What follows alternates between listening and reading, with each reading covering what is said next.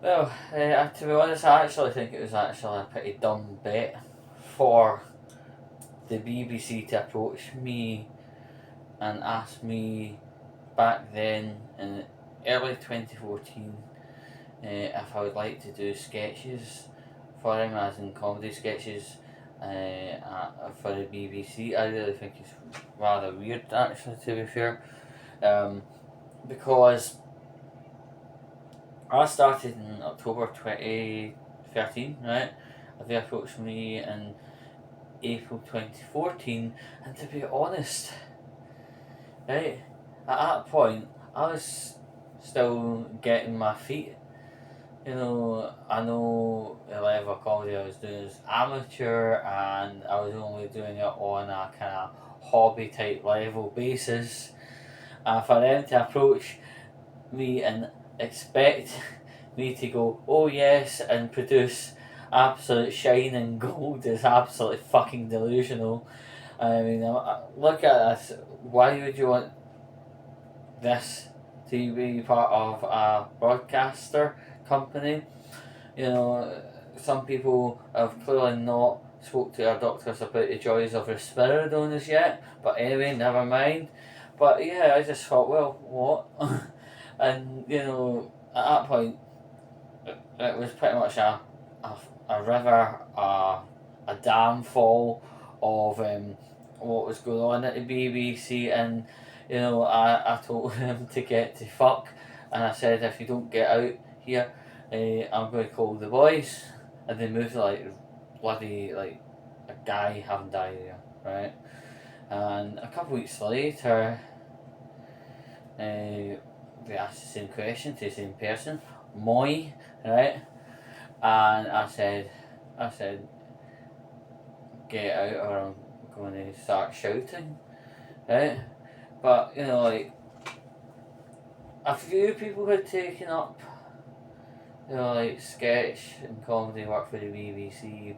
I sort of understand, work's a bit sparse, especially in the mainstream, what you call the mainstream salarised world, right? And the work that's out there isn't that good. And there's nothing of a salarised world in comedy. Absolutely, I can get the idea why people would want to, but I would never want to work for a paymaster, which is a paedophile racket. No. Child grooming gang. No. I would rather leave them to fucking rot. And see that £180 people have to pay for a telelicence every year. My God, it's sickening having to pay it. In my case, a house we're constantly coming and going. So to put in withdrawn right of access, they could catch somebody unaware, so I just have to pay it. But yeah, recently the BBC are even saying the alliance is infeasible.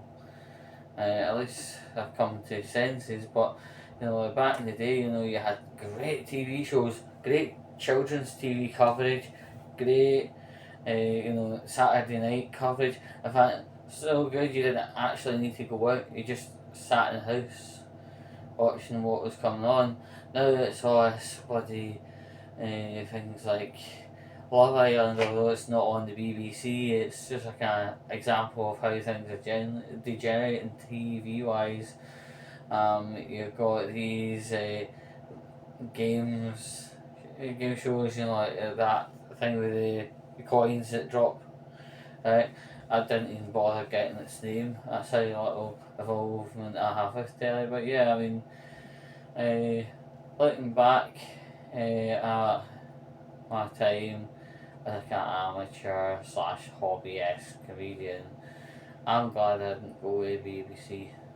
A lot of people, I believe, sold their soul. To be honest, that's what I think. A lot of people sold their soul.